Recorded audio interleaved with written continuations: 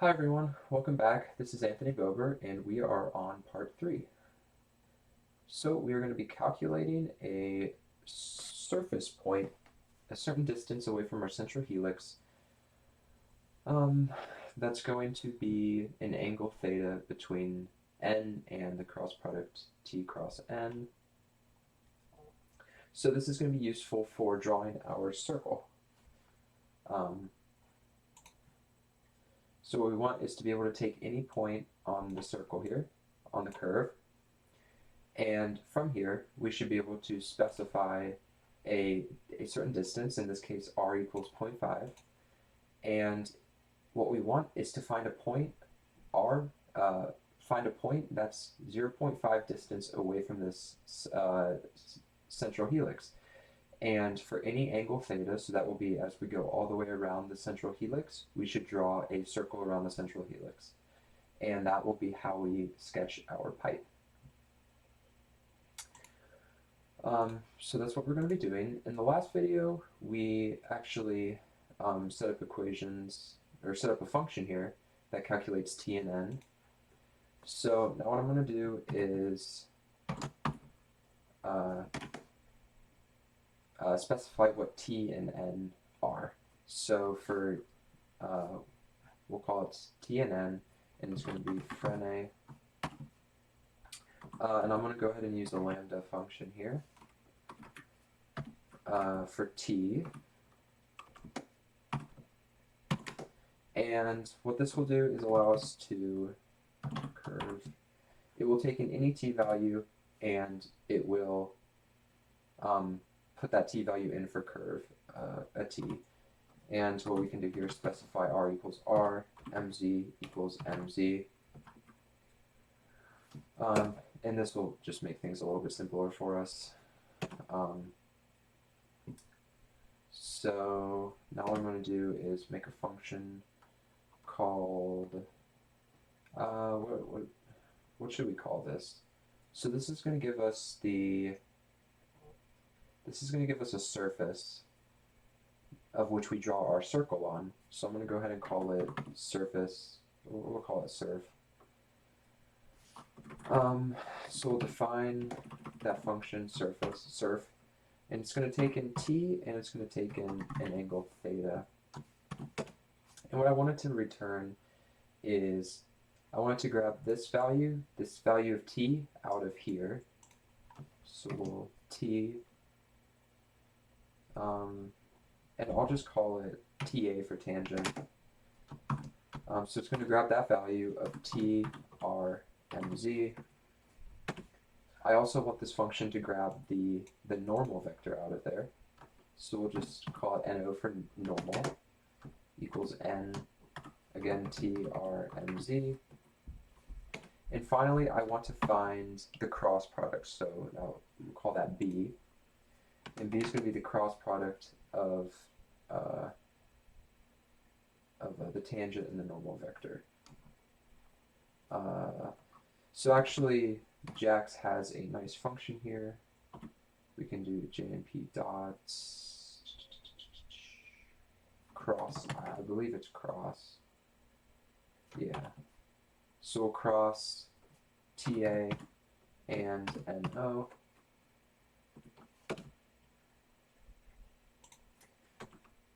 And then what I want is for it to return, I want it to return the actual surface of the circle. So what I'll do is make an array.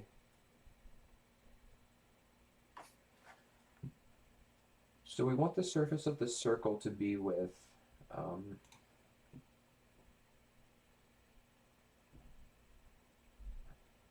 well, let's think about this. If I go here to Frenesere, so before we were looking at, we took the cross product of t and n and it gave us b, and now we want b and n to make up our surface. So if what I want to do is go ahead and stack these I want to stack n and b together. And what this will do is give us this will make the x and y coordinates are going to be with n and with b, which is what we want. And I'm going to do matrix multiplication with an array. And this array is actually going to be our equation for the circle we want. So this will be cosine of theta and sine of theta. And actually, I do want to multiply this by r, which is going to be our radius. See if it runs. Okay. And actually, I do want to specify what r is. R is 0.5.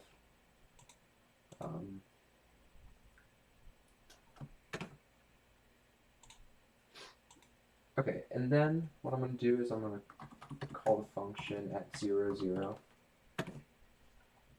And we get an error.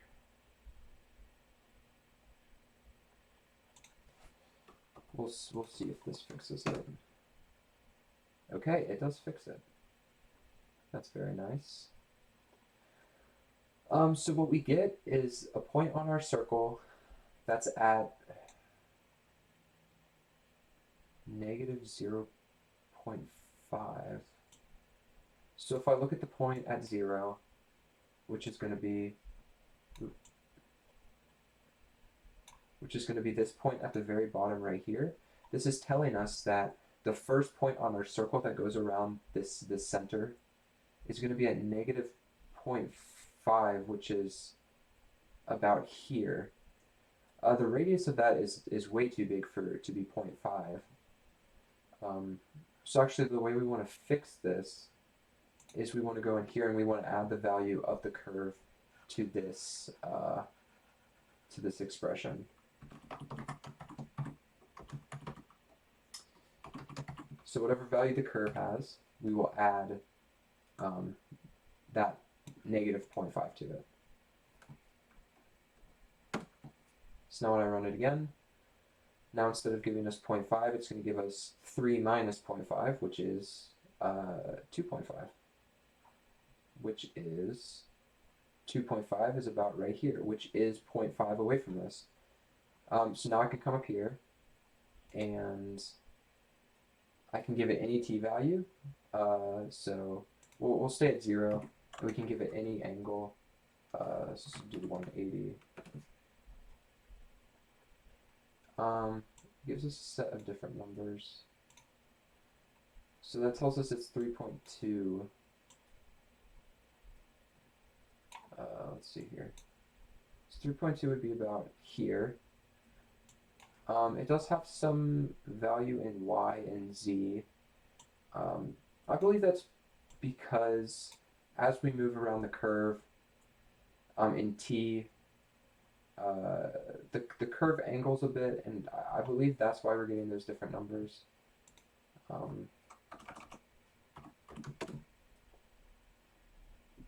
But if we just consider angle of 0, that's when we have the 0 here and the 0 here. So it can take in any value of t, any value of theta. We did up here, we specified what our values of t were going to be for the problem. And since we have theta now, I'm going to go ahead and add in some values for theta.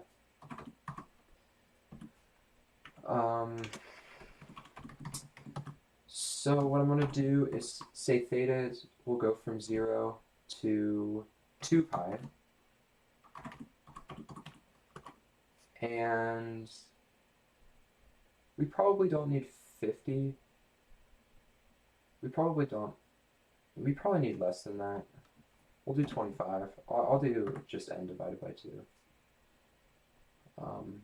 And this will give us our values for theta. We only need theta to go to 2 pi because the circle only goes to 2 pi. So I'll just go ahead and run everything.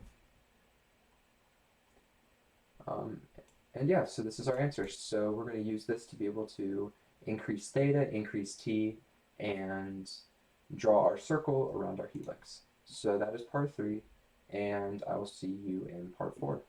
Thank you.